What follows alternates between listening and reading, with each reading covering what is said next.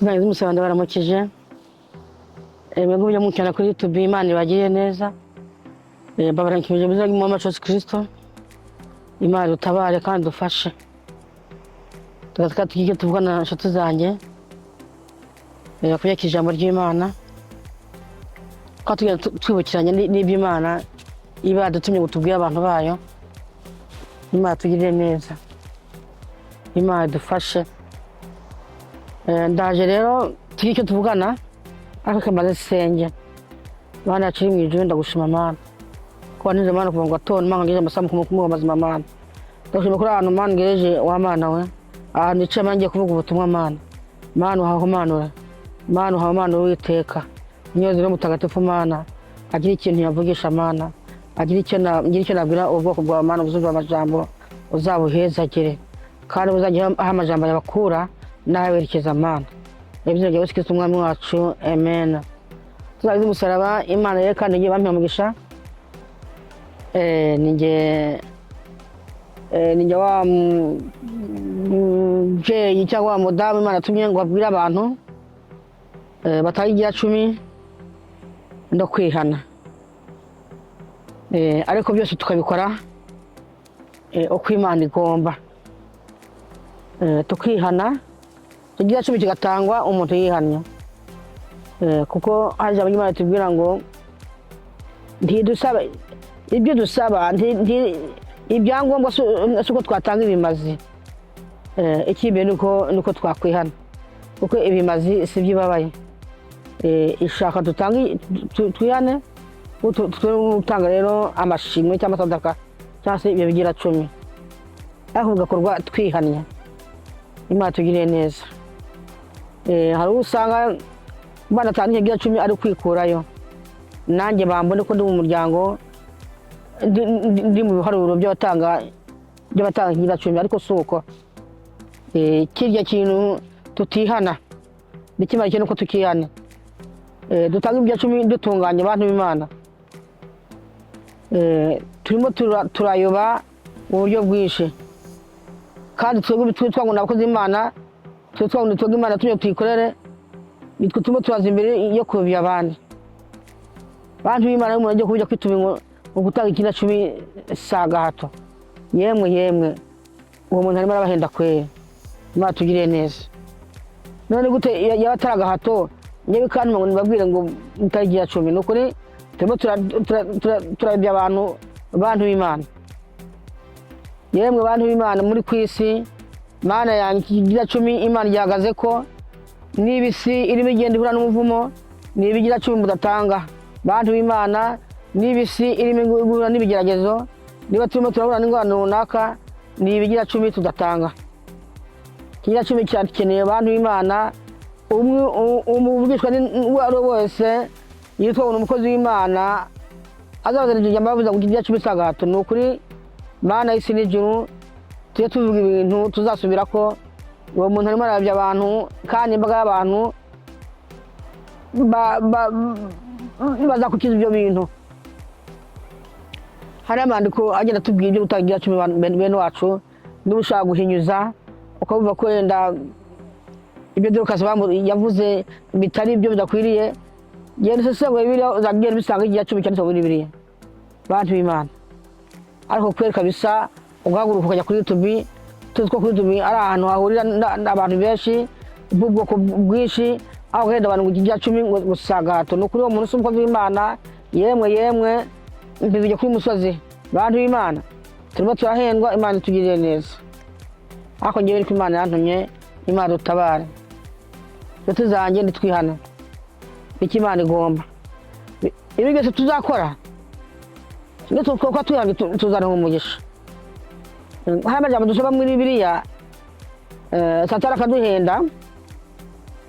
Satani akatwiba.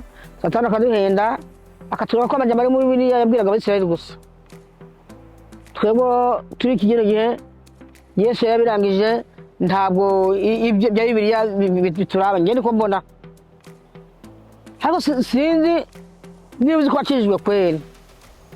Uko buri mu biharuro by'abantu bakijijwe. Uko buri mu biharuro n'ukuri bivuga ko uri mu bantu kabisa bakunda Imana cyangwa bayirondera cyangwa bayikorera.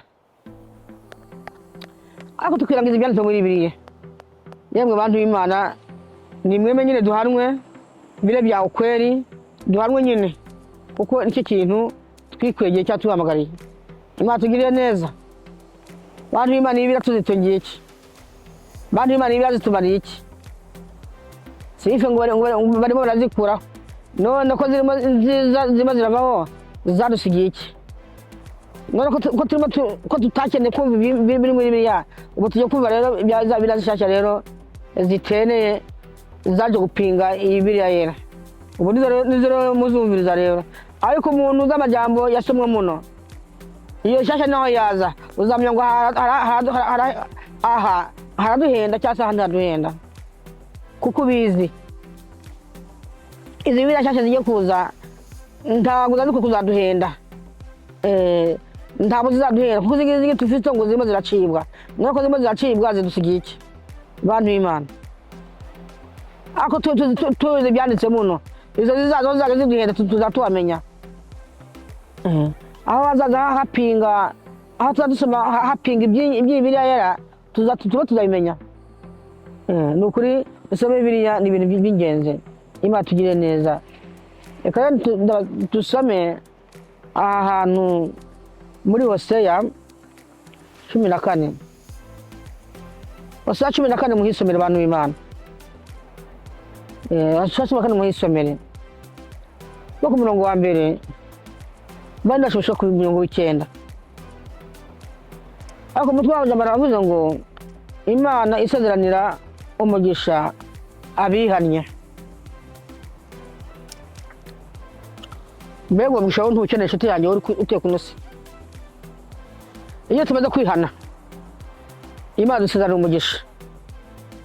None inshuti yanjye uri ku isi wajya wumviza amajambo barazanye kuri tubikweri, ukabumva amajambo nk'umukozi w'Imana, ukaba waremeye ko ari Imana induma cyangwa yandumye.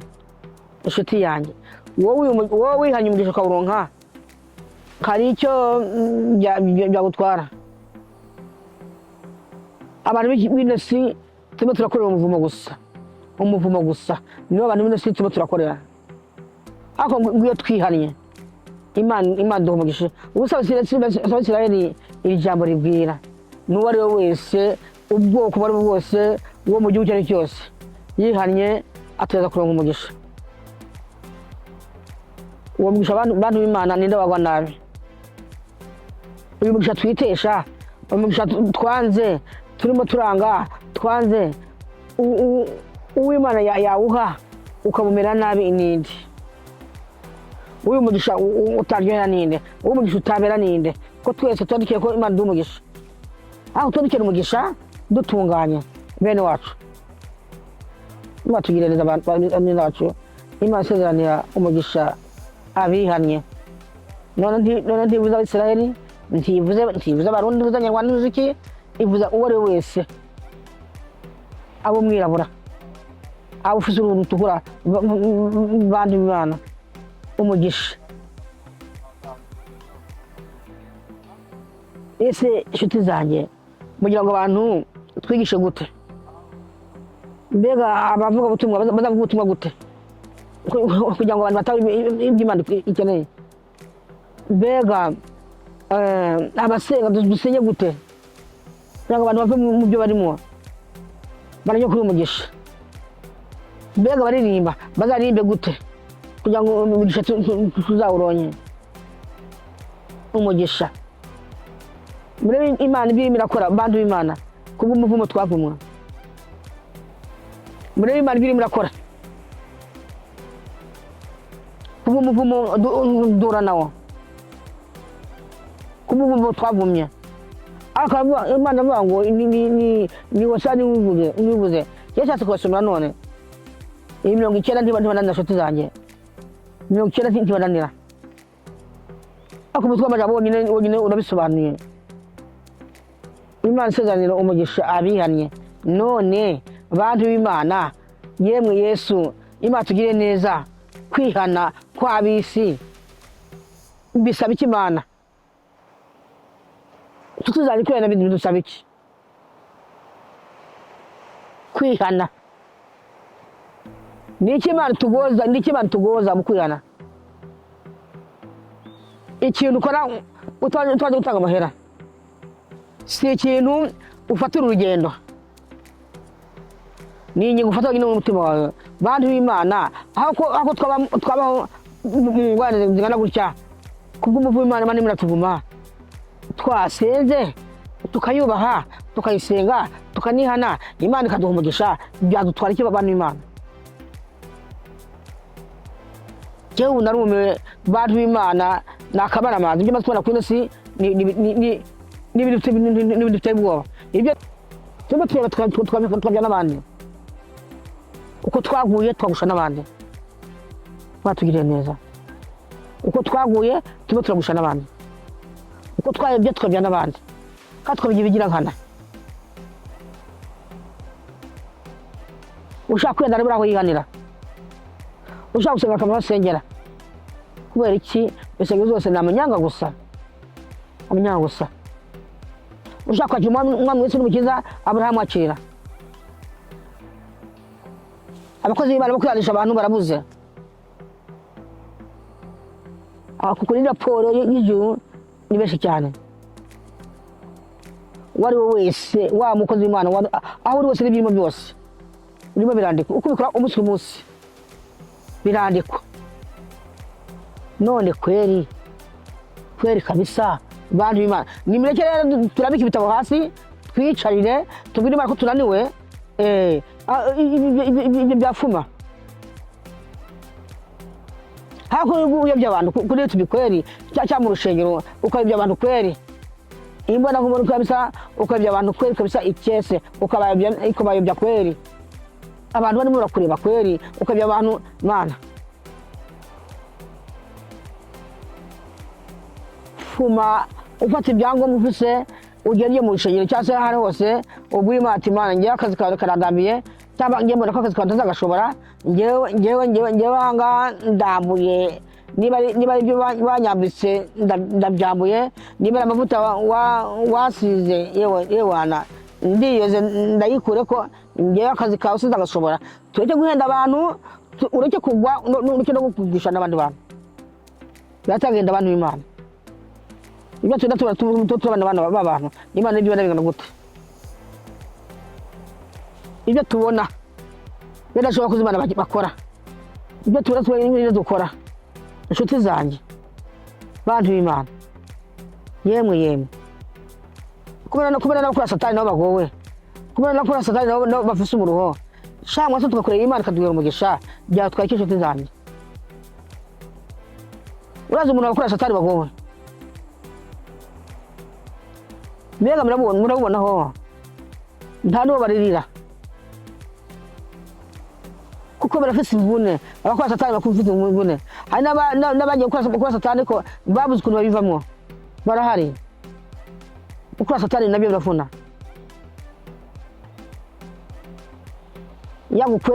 agukwega byihuse, aho yabuza mukuru muzara n'Imana mujije yakugira ikigongwe, kakugira faperi kamugukurako.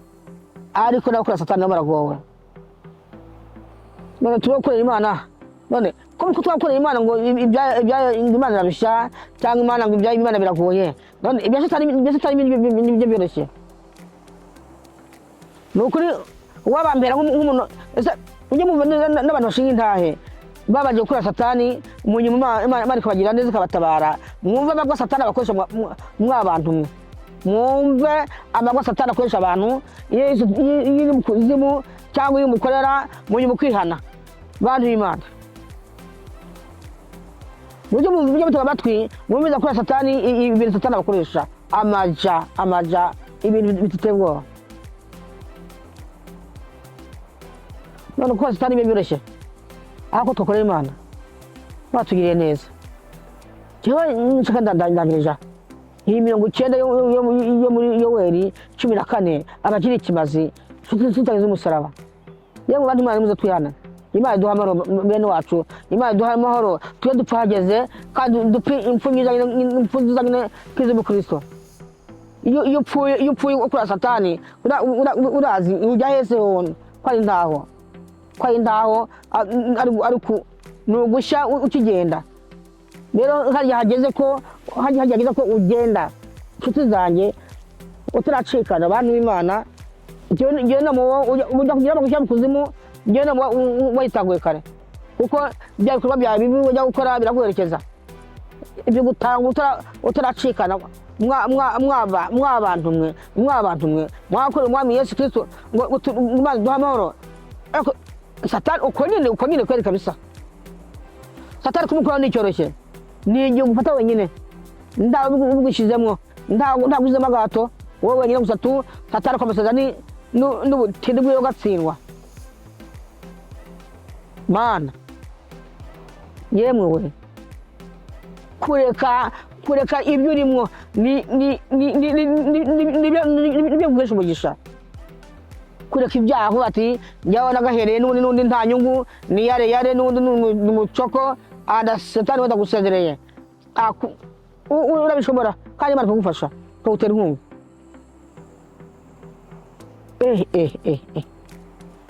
Tuba turabaroga isi yose imirabaga muntu w'Imana. Niba ufise imeze neza, niba ufise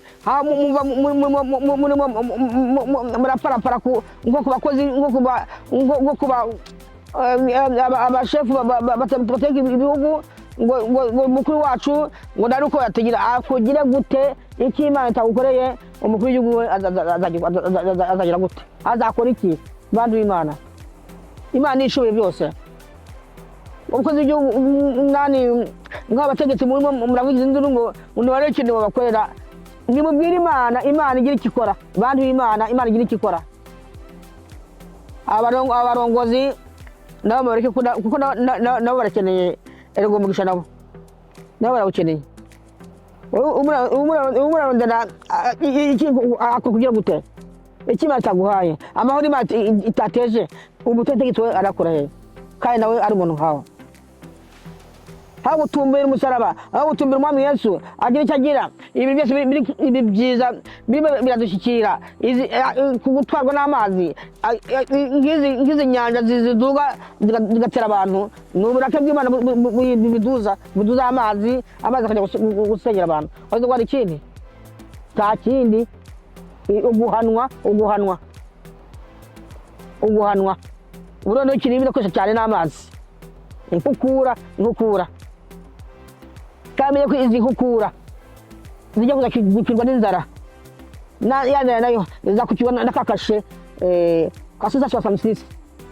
kuko urabye ukuntu imvura irimo iyigira ibihugu ntaho guhinga, ibyahinzwe birimo birapfa, ibintu byose bigapfa ubusa. Mumenye ko Samusisi itwinjiyemo byaga byareka kuko ntacyo abanenzaga impamvu barya iki. Bantu bari ku isi, nimutumbire uyu mugabo uri mu ijuru, niwe uzaduhangaza. Nawe niwaho abategetsi muborohereze, muke kukurwa munabangira ubusa, mutacyo babariye kuko nabo ntacyo bagira. Nabo kureba ijuru. Nyuma yaho muke kunywa murirwa musebanya mutuka abategetsi ku busa, ntacyo bazamarira. Iyo Imana yo mu ijuru ni ikintu yakora. Imana tugire neza. Ngewe ndangije aha uyu Yoweri 14:90. Mwumvirize ukuntu uwihanye uko Imana imubwira, ukuntu Imana idushekerera, ukuntu amajambo Imana ibwira umuntu wihanye. Murayumviza muno ukuntu Imana idushekerera nka kurya umufiyanse, akurya nk'abari abantu bari mu bufiyanse uko babwirana. Niko n'Imana nayo ishekerera, niko n'Imana nayo ishekerera umuntu wihanye.